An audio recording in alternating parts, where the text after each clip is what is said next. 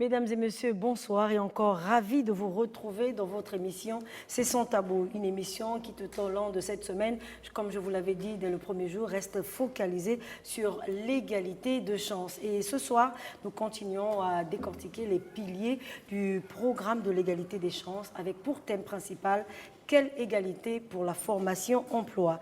Les jeunes en général et les diplômés en particulier connaissent actuellement de plus en plus de difficultés d'insertion, notamment dans le marché de l'emploi. Des dispositions sont actuellement en cours pour pallier cette difficulté. En effet, le Gabon s'est engagé dans des partenariats publics-privés avec certaines grandes entreprises de la place. Celles-ci accueillent notamment des jeunes pour des stages de formation et cela aux frais de l'État, mais aussi pour d'éventuels recrutements.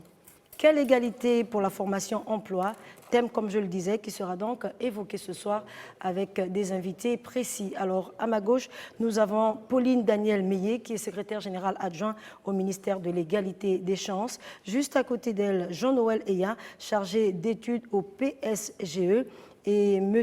Jean-Landry Ivala, qui est directeur général de l'Office national de... Désolé, Hans Landry Ivala, c'est bien cela, directeur général de l'Office national de l'emploi.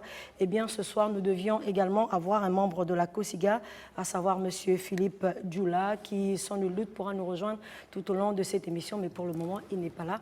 Cela dit, messieurs, madame, bonsoir. Bonsoir. Bonsoir.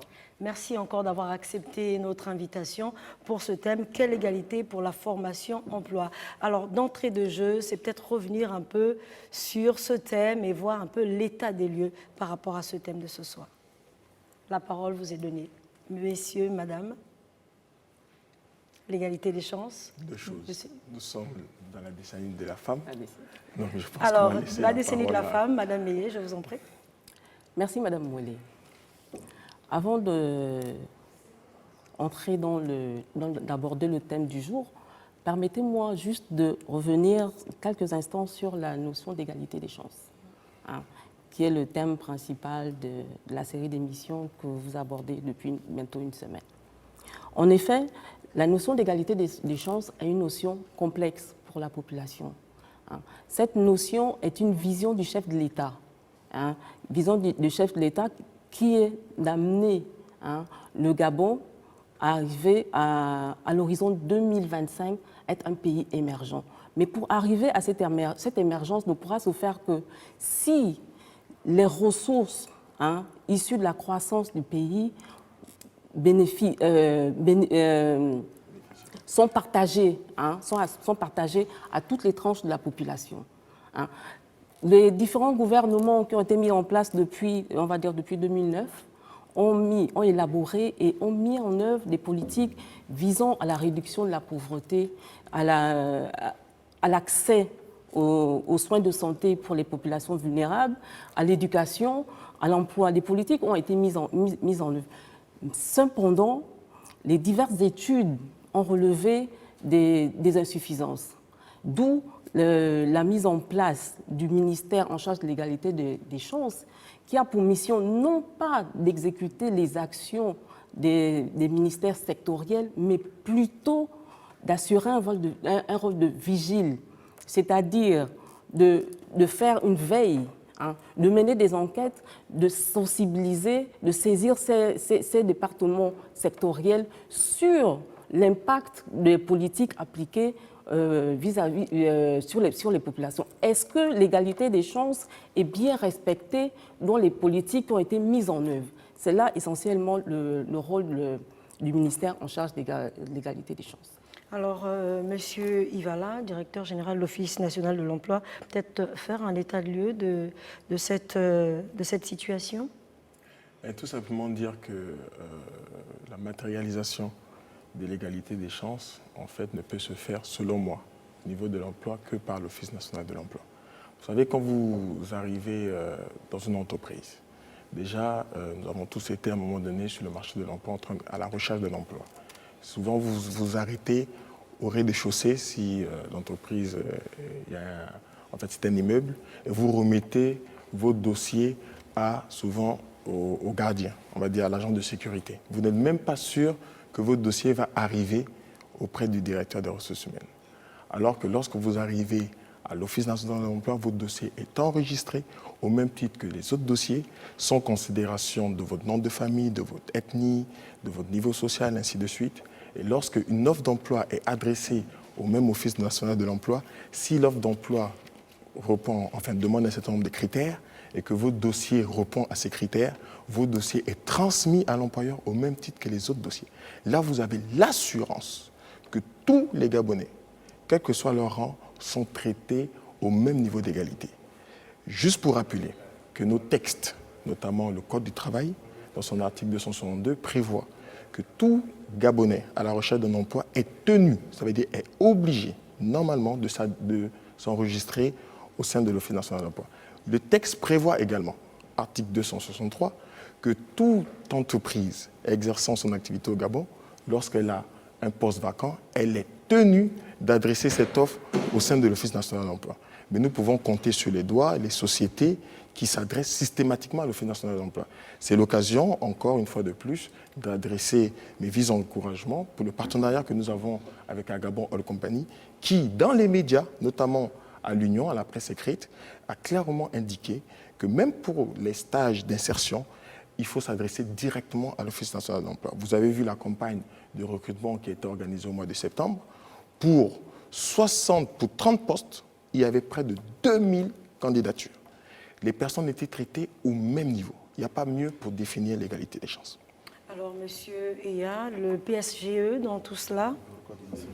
Donc, le bureau de coordination du plan stratégique Gabon émergent, que je représente ici, lui, là, pour surtout pour le rôle d'appuyer les sectoriels, donc les ministères, dans la mise en œuvre des programmes du gouvernement. Et le programme du gouvernement, nous le savons, est, comme a dit ma collègue à ma droite, il est sur une ambition du président de la République qui est sur l'égalité des chances. Mais cette ambition est déclinée en 3 priorités. Donc la première des priorités, c'est bien la paix d'abord. Il y a toute une série d'engagements sur la paix. Et puis après, il y a l'emploi pour tous. Donc il y a une série d'engagements aussi là-dessus. Et troisième priorité, c'est sur les meilleures conditions de vie. Donc on est effectivement toujours sur l'égalité des chances et sur la prospérité partagée. Donc c'est ce qu'on s'attelle à faire au niveau du BC, c'est aussi accompagner les ministères, le sectoriel, parce que c'est d'abord le sectoriel qui prend la main, le sectoriel et ses opérateurs d'ailleurs, ce sont eux qui prennent la main et nous sommes là, donc le bureau de coordination est là pour appuyer ce sectoriel à atteindre cet objectif. Je voulais quand même rappeler, pour revenir sur la thématique de l'emploi aussi, c'est jusqu'à rappeler quelques chiffres. Hein. Je pense que le directeur général va nous aider. Donc malgré une croissance positive de ces dernières années, qui est en moyenne de 4,7%, donc le taux de chômage est finalement élevé, reste élevé, donc à 21% et 27% quand on compte avec les chômeurs découragés. Et dans cette tranche, il y a 60% des actifs qui ont moins de 30 ans. Je pense que c'est ça. Et puis, il y a 60% de femmes qui sont au chômage, qui sont dans cette catégorie aussi.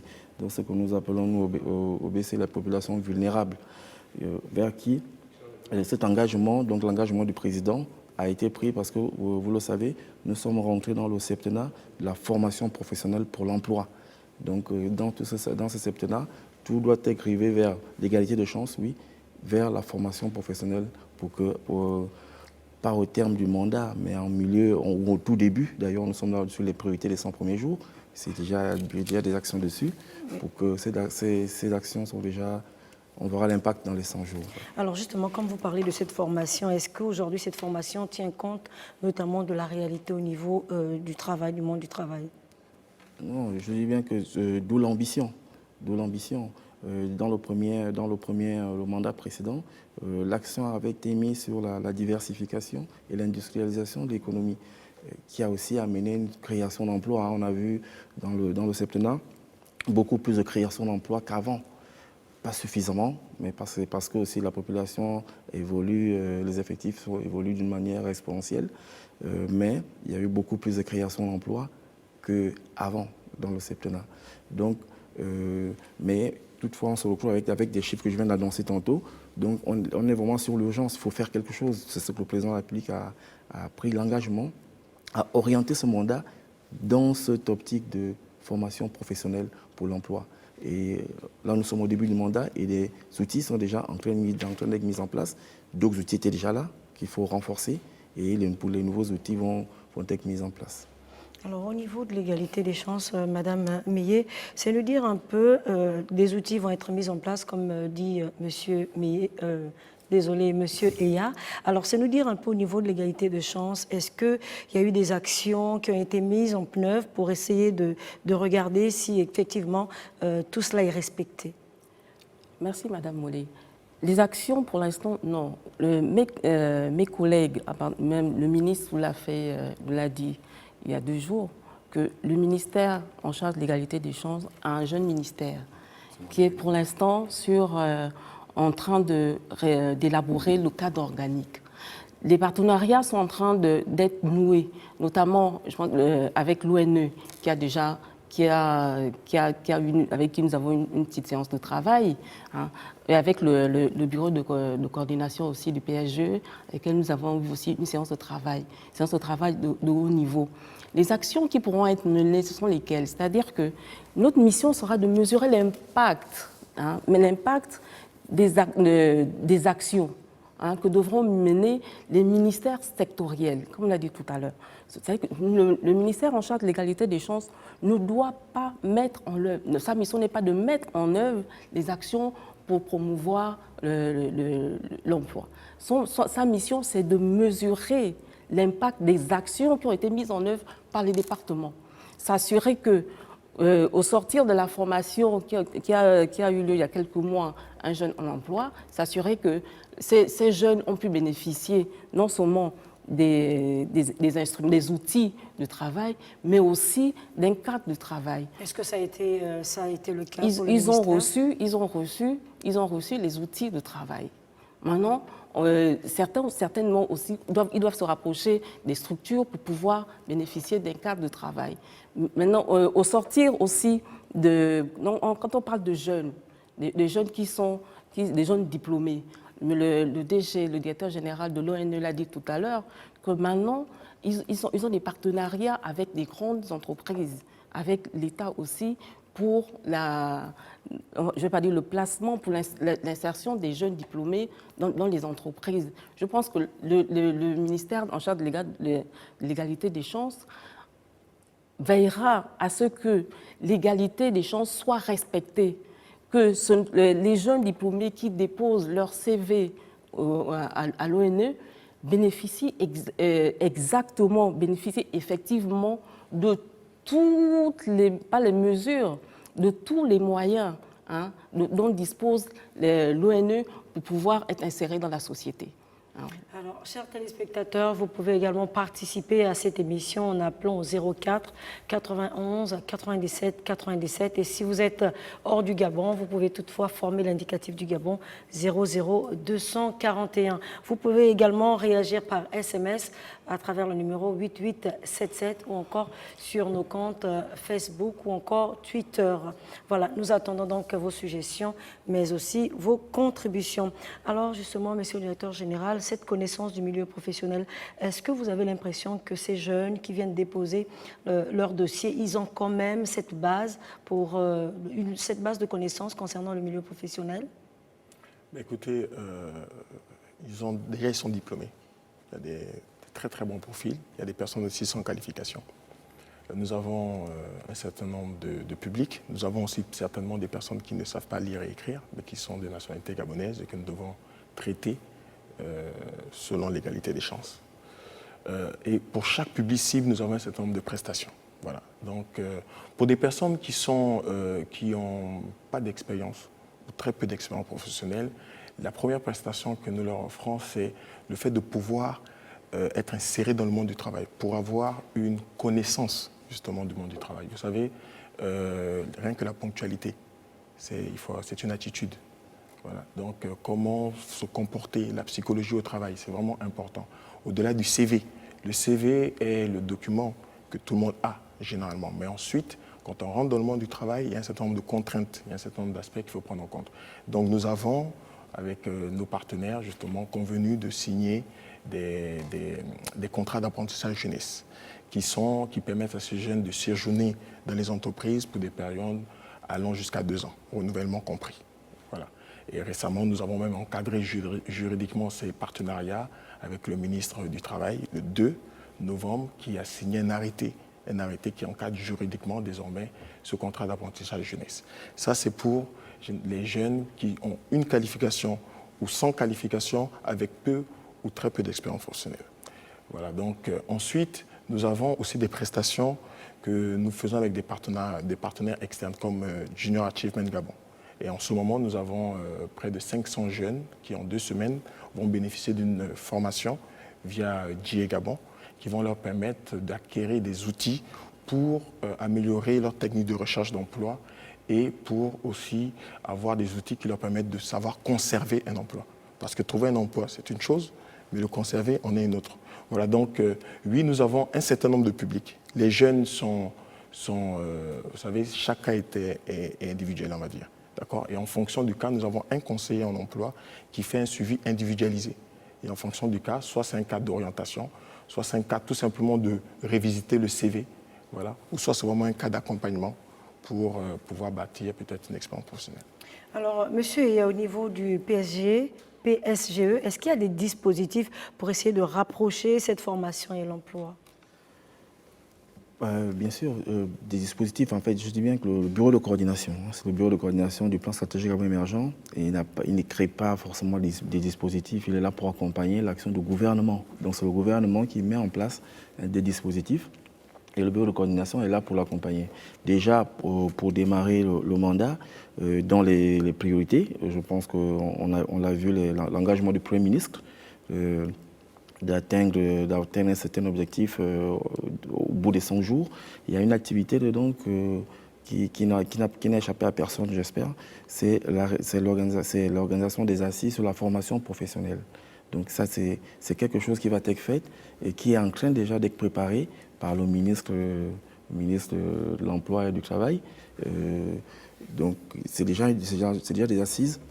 C'est à partir de ces assises qu'on va mettre en place un plan opérationnel pour pouvoir atteindre l'objectif assigné, qui est d'arriver au bout de 3-4 ans à un taux zéro en fait, parce qu'il y a 80 000 emplois à créer dans le secteur privé. Et si on arrive à faire ces 80 000 emplois de création, théoriquement on devrait atteindre dans les 4-5 ans un taux zéro. Donc, mais il faut, après l'engagement politique, il faut donner à cet engagement politique un contenu. Et le contenu, ça va être donné aux assises qui vont être organisées sur la formation professionnelle. Et ces assises ne vont pas être faites. C'est vrai que c'est le leader, c'est le ministère de la formation professionnelle, mais il y a d'autres ministères qui sont autour. On a parlé tantôt de l'égalité de chance, l'éducation nationale, parce que c'est tout le monde qui est concerné. Il ne faut pas que ce soit seulement, comme on aime à le dire, c'est eux qui font. Comme elle disait, l'égalité de chance, ce n'est pas seulement un seul ministère. C'est un état d'esprit que tout le monde, chacun à son niveau, doit pouvoir avoir et partager. Donc ces assises vont être faites dans ce sens-là.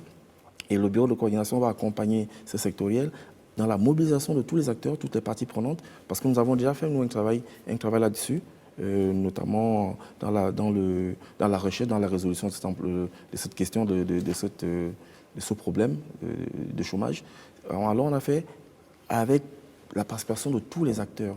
Et ces assises vont être préparées dans ce sens-là aussi. On va rapprocher les jeunes de l'éducation nationale et aussi des potentiels employeurs demain, donc le secteur privé.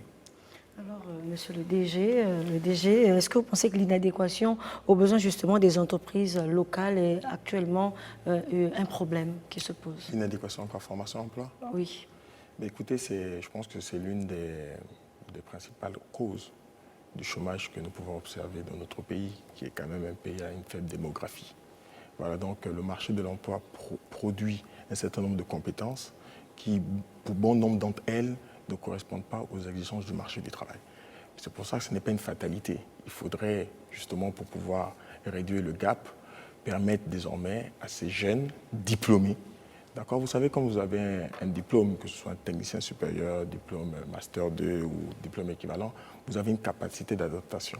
D'accord. Si je vous raconte, si je vous décline mon curriculum vitae, vous verrez que je n'occupe pas les fonctions qui correspondent à ma formation de base. Voilà. Et même dans l'entreprise dans laquelle j'ai commencé mes premières armes, je n'ai pas tout de suite intégré un poste qui correspondait à ma fonction de base. Donc j'ai dû m'adapter. Voilà. Et donc, au travers des contrats d'apprentissage jeunesse, puisqu'il s'agit toujours de ces jeunes, on arrive à réduire le gap. Puisque ces jeunes arrivent dans une entreprise, l'entreprise identifie les compétences du jeune et l'entreprise essaie de voir comment elle peut reprofiler le jeune, accompagner le jeune pour combler justement le manquement. Il est quand même nécessaire de préciser que le 17 février 2016, il a été pris au Gabon un décret, le décret numéro 100/PA/MTE du 17 février 2016 relatif à la mise en œuvre de l'apprentissage, qui définit 3 niveaux d'apprentissage. Le niveau 1, c'est un niveau qui concerne les personnes avec ou sans qualification professionnelle et dont la formation d'apprentissage se fait entièrement en entreprise.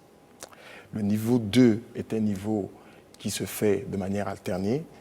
Un jeune qui est inscrit dans un centre de formation professionnelle agréé par l'État et qui séjourne dans ce centre pour avoir une formation théorique et dans au moins 2 entreprises qui correspondent à son domaine de compétences pour obtenir à terme un diplôme équivalent à un DUT, enfin un DUT ou un diplôme équivalent. Et le niveau 3, c'est exactement la même chose que le niveau 2, mais c'est pour une licence au minimum. Voilà. Et donc ce dispositif est obligatoire pour toutes les entreprises exerçant au Gabon, comptabilisant au moins 50 salariés et qui exercent depuis au moins 3 ans. Donc vous imaginez le volume de jeunes qui pourront bénéficier justement de ce dispositif-là. Et donc, l'Office national de l'emploi, toujours dans le cadre de ce dispositif d'apprentissage, a essayé de voir avec les opérateurs économiques comment on pouvait continuer en parallèle le dispositif conventionnel qui concerne l'insertion des jeunes en vue d'améliorer leur employabilité, d'accord, qui n'est pas un dispositif réglementaire, mais qui permet à l'entreprise de choisir soit la voie réglementaire ou la voie conventionnelle.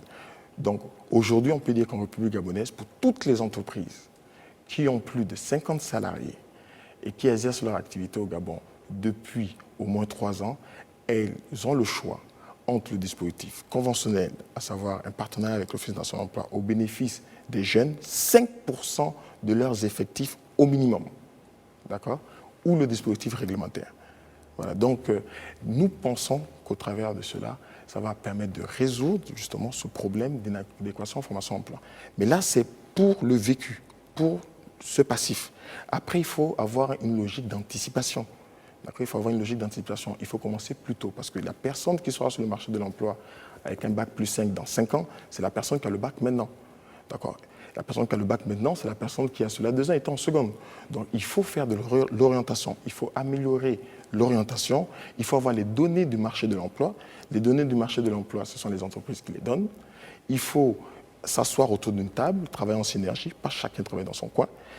Voir avec justement les écoles, avec les bourses et stages, l'ONE et un certain nombre de structures, comment peut-on orienter les jeunes dans les domaines de compétences qui correspondent aux besoins du marché. Voilà, les entreprises, vous savez, une entreprise bien structurée, elle fait de la GPRH, la gestion prévisionnelle des ressources humaines. Elle connaît ses besoins sur 5, sur 10 ans. D'accord ? Donc on peut, si on s'assoit autour d'une table et si on réfléchit bien, on peut effectivement réduire le problème d'inadéquation en formation-emploi. Alors, avant de prendre quelques téléspectateurs, peut-être, Madame Meillet, l'égalité des chances dans cette jeunesse et également les jeunes filles. C'est vrai que les jeunes filles sont également à la recherche du travail. Est-ce qu'au niveau de l'égalité de chances, il y a des mesures qui vont être prises pour essayer de voir comment ces jeunes filles devraient également être prises en compte à égalité avec les hommes? Mais je pense que, merci Madame Mollet, je pense que ce qu'il y a lieu de faire pour ces jeunes filles, c'est-à-dire que des mesures ont déjà été prises. Il y a des mesures qui ont été prises pour des jeunes filles, on a les mesures des jeunes filles mères, hein, mais même si cela actuellement, cela ne facilite pas trop l'accès à l'emploi, c'est-à-dire que ces jeunes filles mères, c'est-à-dire de plus en plus sont en situation de décrochage scolaire. Hein. Pour que le ministère en charge de l'égalité des chances puisse, pour que ce ministère puisse venir en aide, pas venir en aide, c'est-à-dire que saisir l'ONE pour un cas de jeune fille qui est en décrochage scolaire, il faudrait que cette jeune fille, ces cas de jeune fille se rapprochent du ministère en charge de l'égalité des chances pour se enregistrer, c'est-à-dire bon, on va enregistrer un certain nombre de requêtes qui sont transmises à l'ONE, qui est notre partenaire. C'est-à-dire que, je le répète encore, le ministère en charge de l'égalité des chances se contente, n'a pas une mission d'exécution des actions, mais plutôt, on va dire, de relais, de saisine des départements techniques, des départements sectoriels. Lorsque nous avons un certain nombre de requêtes en rapport avec ces jeunes filles, les jeunes filles mères, les jeunes filles diplômées, nous saisissons l'ONE, nous allons saisir l'ONE qui, avec toutes ces procédures, les procédures propres à l'ONE, pourra insérer ces jeunes filles. En fait, le problème ne s'opposera pas. Lorsque ces jeunes filles auront une idée de leurs droits, c'est-à-dire le droit de pouvoir se rapprocher du ministère de l'égalité des chances, qui à son tour transmettra le dossier à l'ONU. Alors, M. Eya, vous voulez ajouter quelque chose? Oui, ce que je voulais dire, c'était que la problématique de la femme est aussi au centre de... Donc, nous sommes déjà dans la décennie de la femme aussi, comme on a dit tantôt. Donc, c'est aussi au centre des politiques publiques aujourd'hui. Donc, tout est fait aussi pour que vraiment la femme ait toutes ses chances, comme j'ai dit tantôt. Et à 60% de nos chômeurs qui sont des femmes, des chômeurs au Gabon qui sont des femmes. Donc, c'est aussi une problématique qui est au centre de toutes les politiques publiques aujourd'hui. On va remarquer dans le programme du gouvernement, dans le programme du président de la République, un projet de création de 700 crèches. Et les 700 crèches, c'est effectivement pour aider, parce que lorsque la femme elle est faible, il y a encore des sous-groupes qui sont plus faibles que le dos dans les femmes. Donc, par exemple, la jeune fille mère, quand elle est en troisième ou en seconde, si par accident elle a une grossesse, et puis ça amène souvent à ce qu'elle quitte elle quitte l'école parce qu'après il n'y a personne pour ça. D'où l'idée, on a déjà vu il y a une dizaine d'années les haltes garderies, mais qui aujourd'hui sont complètement insuffisants. Donc là, dans le nouvel engagement que le président de la République a pris, c'est de créer 700 crèches pour justement viser à aider cette tranche de la population pour ne pas sortir du système. Ça, ce n'est qu'une mesure encore parmi tant d'autres. D'accord. On va revenir tout à l'heure, le temps de prendre quelques téléspectateurs. Monsieur ou madame, bonsoir. Bonsoir. Je suis content de participer à votre émission. Le gouvernement parle de formation et emploi. Mais moi, la question que j'aimerais poser au gouvernement, c'est de savoir qu'est-ce qu'il fait de tous ces Gabonais-là qui ont été formés non seulement à l'étranger, mais dans les universités publiques et privées ici au Gabon. Chers téléspectateurs, juste vous dire, essayez de vous éloigner de votre poste téléviseur pour mieux vous faire entendre, parce qu'on a du mal à vous entendre lorsque vous êtes proche de votre poste téléviseur. Alors, monsieur, madame, bonsoir, on vous écoute. Bonsoir. En fait, ma question s'adresse un peu au niveau de l'ONU. Moi, je constate que est-ce que le nombre de tous les stages dès qu'ils déposent leur dossier à l'Office national de l'emploi, parce qu'un constat fait que de nos jours, lorsque tu déposes un dossier à l'ONU, parce que je suis diplômé depuis 2015, lorsque tu déposes un dossier à l'ONU, tu as l'impression que ton dossier est égaré quelque part. En tant qu'homme, tu te lèves sur le terrain en déposant les dossiers dans différentes entreprises. C'est là que tu as la grâce d'être appelé dans une entreprise.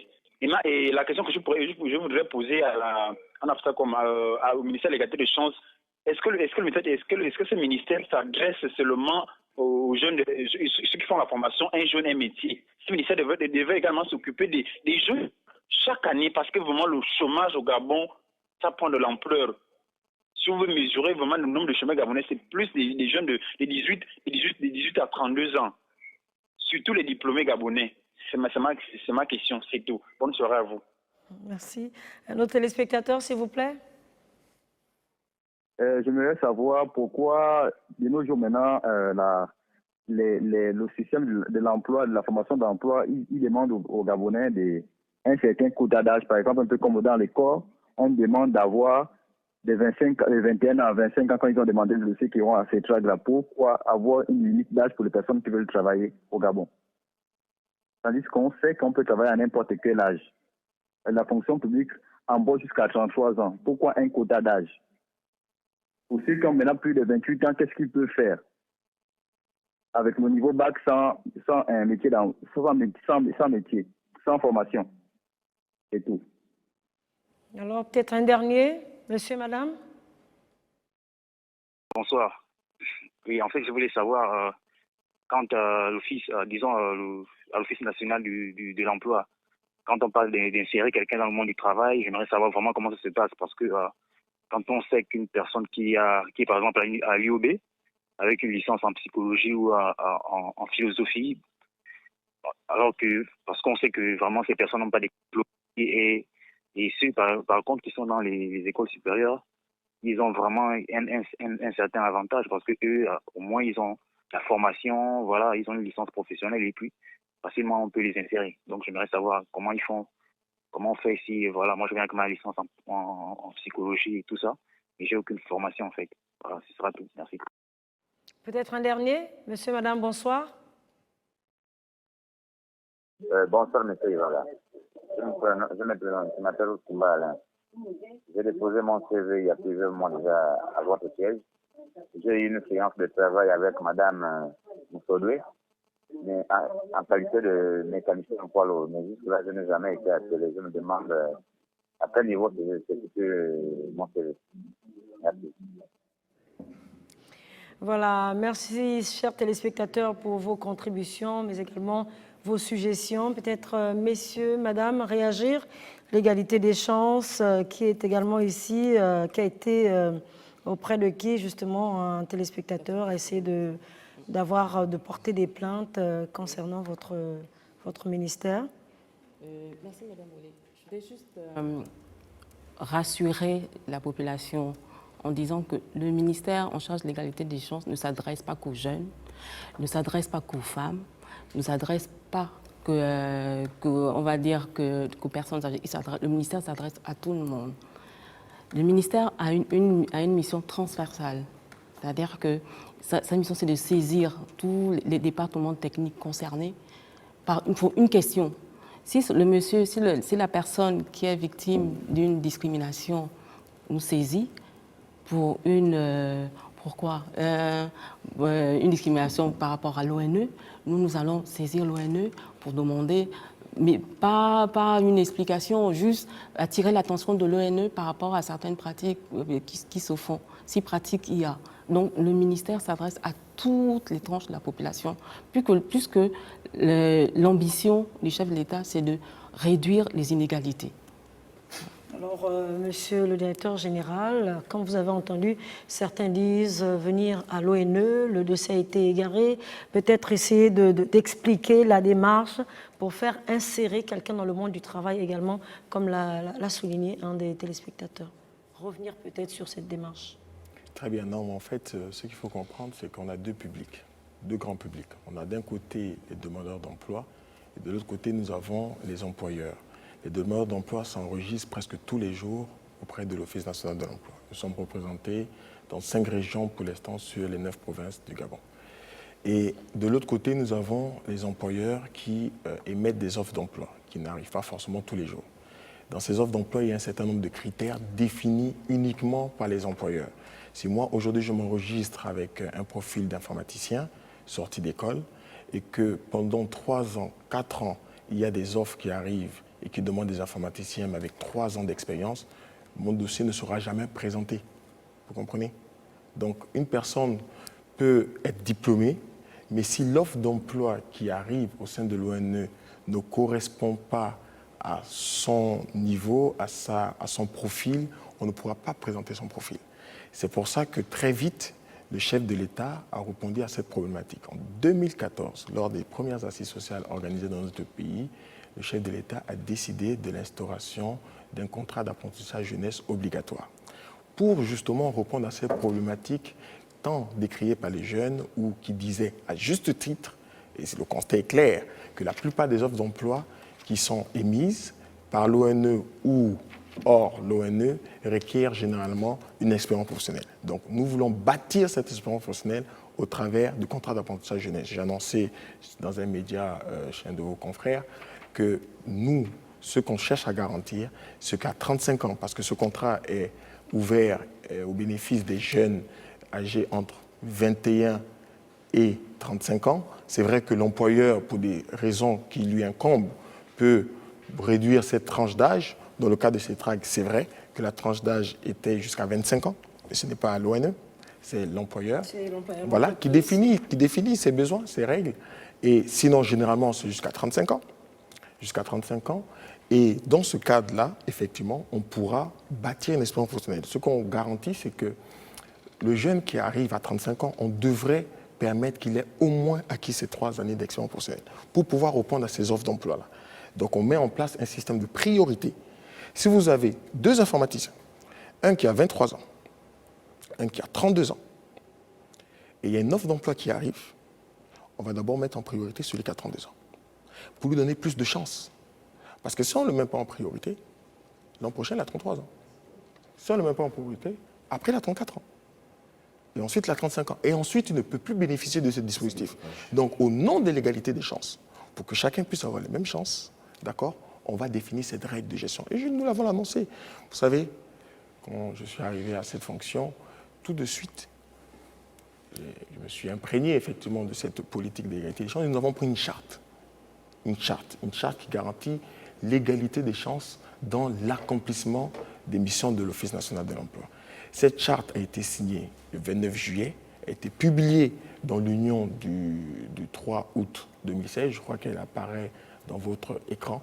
C'est une charte qui a 15 articles et qui garantit, selon nous, dans toutes les missions de l'ONU, un traitement équitable pour tous, y compris pour les jeunes filles mères.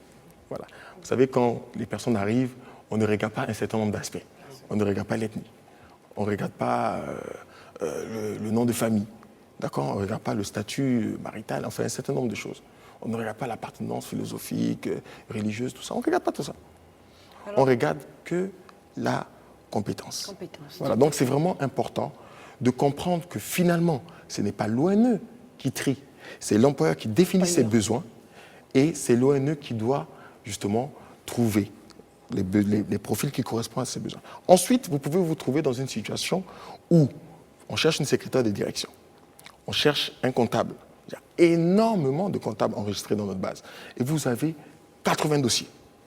Est-ce que vous envoyez les 80 dossiers à l'employeur ou est-ce que vous faites un tri avant ? Voilà. Donc, nous avons mis en place des procédures pour dire, au nom de l'égalité des chances, nous devons envoyer les 80 dossiers. Maintenant, si l'employeur nous dit que 80 dossiers, c'est trop, et qu'il souhaite qu'on aille un peu plus loin dans le tri, on lui demande qu'il nous donne un certain nombre de critères qui nous permettent de faire des critères. Il faut que la personne parle anglais, il faut que la personne sache manipuler tel logiciel pour que nous puissions faire entrer ces critères et réduire la marge. Mais qu'est-ce qui nous permettrait d'envoyer 3, 4 dossiers ? Rien du tout. Vous voyez ? Donc, nous disons, et je répète encore une fois de plus, l'égalité des chances en matière d'emploi au Gabon ne peut se faire que via l'ONE. Si on continue à laisser des personnes aller directement en entreprise, je suis en train de dire qu'on ne peut pas, parce qu'on encourage aussi, c'est une association avec les demandeurs d'emploi qui puissent aller prospecter lui-même le marché.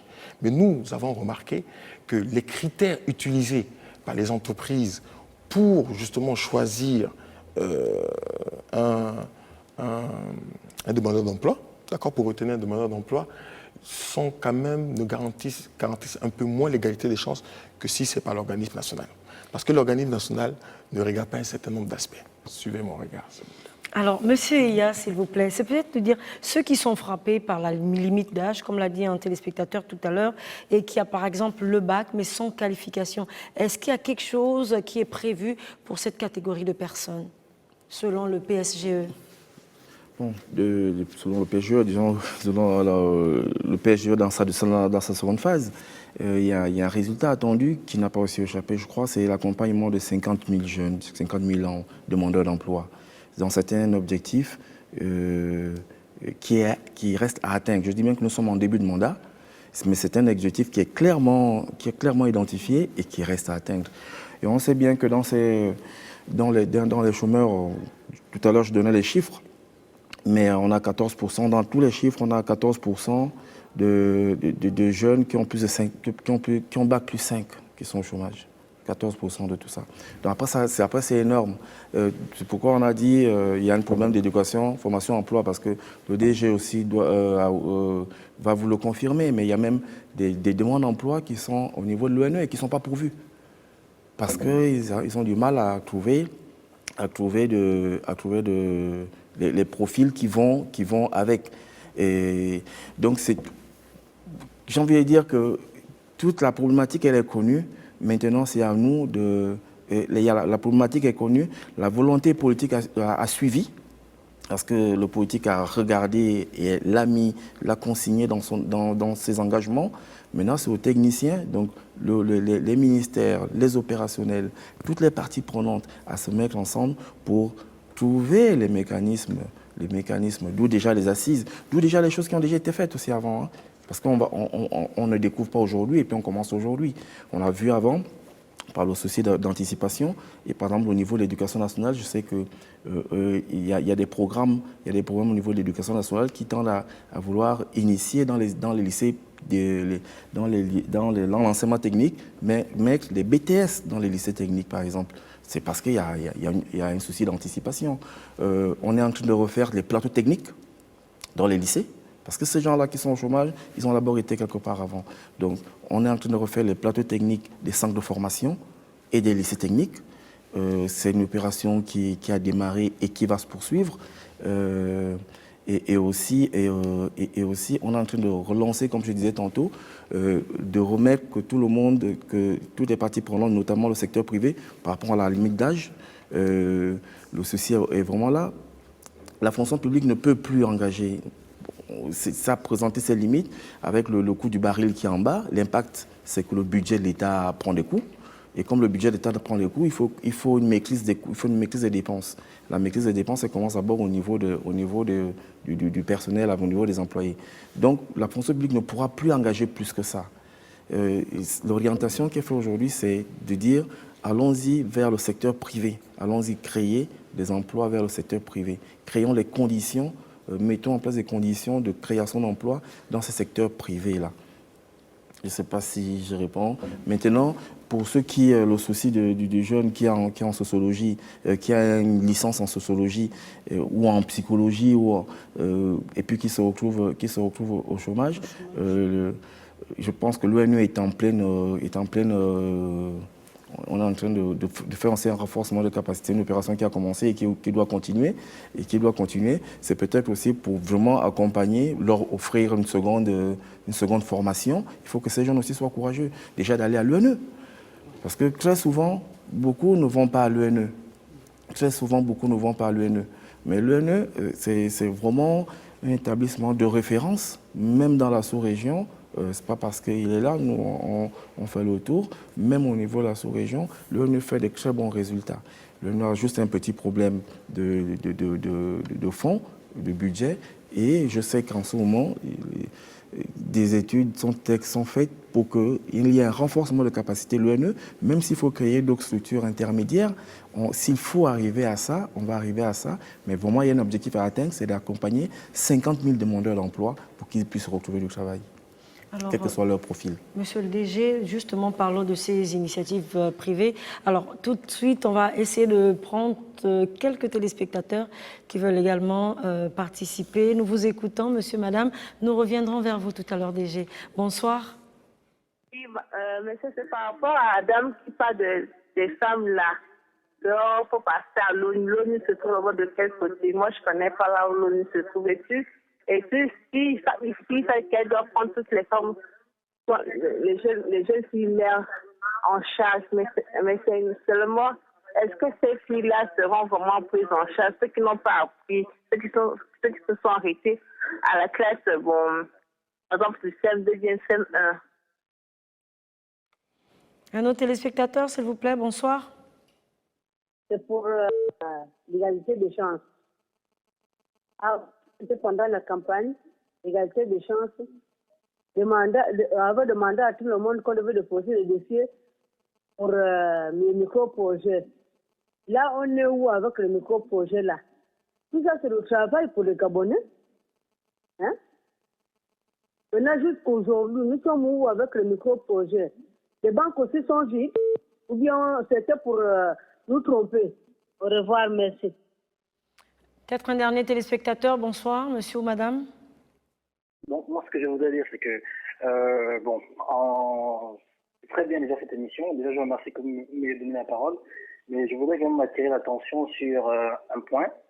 C'est le fait que, moi, j'ai été diplômé, par exemple, en 2014, en 2013, je veux dire, et ayant déposé mon dossier à l'ONE, j'ai constaté qu'il y avait un certain manque d'efficacité de la part de l'ONE parce que, déjà dans le suivi, je me suis rendu compte que il n'y avait pas vraiment un accompagnement des jeunes.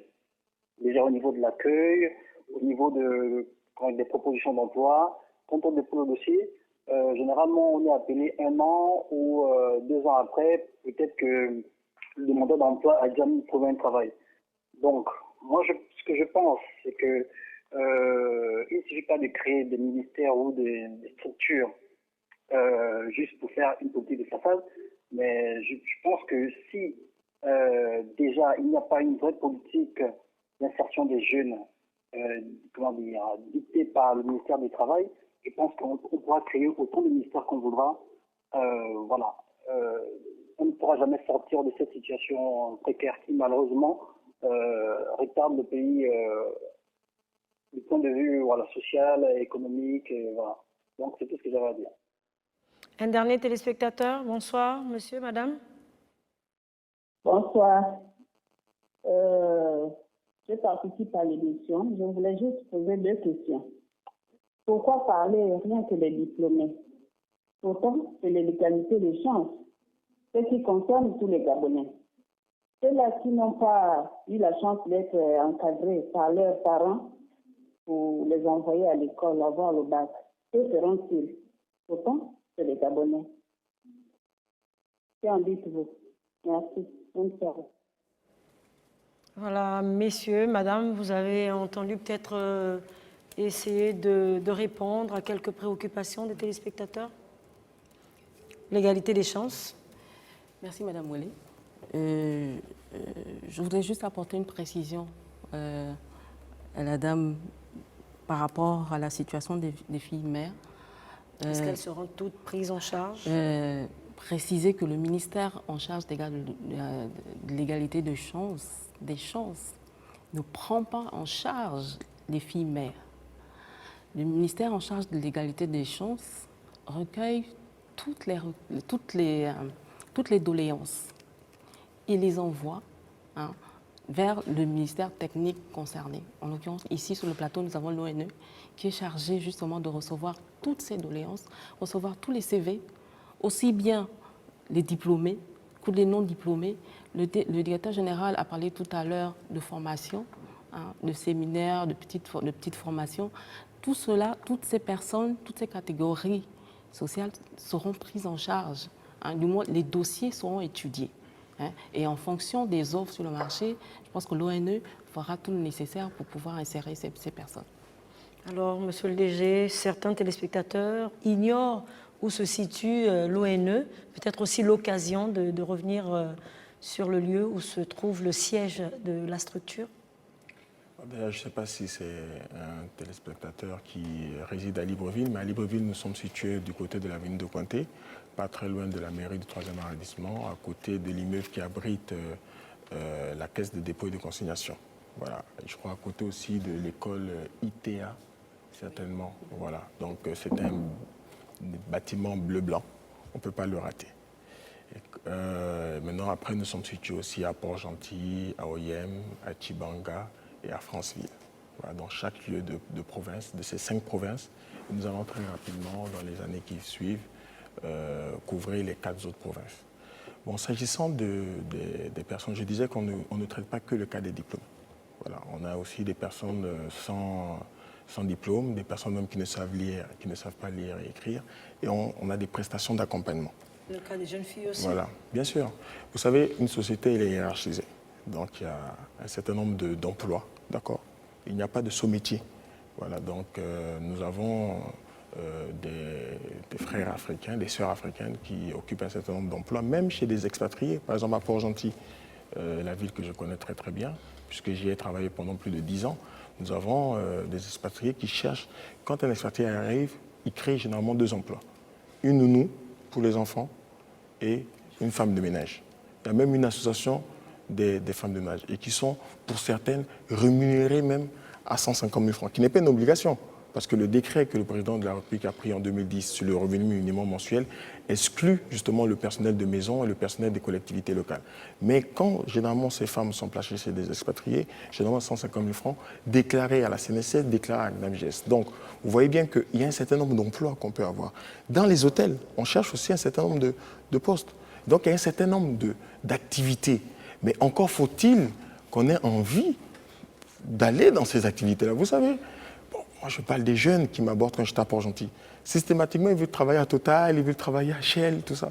Mais ils n'ont pas le diplôme en face. Si dès le départ, nous savons qu'on n'a pas le diplôme en face, essayons de voir quel type d'emploi peut correspondre à notre profil. Et après, on peut gravir les échelons. Ça se voit bien à l'armée, on peut commencer caporal et terminer le général.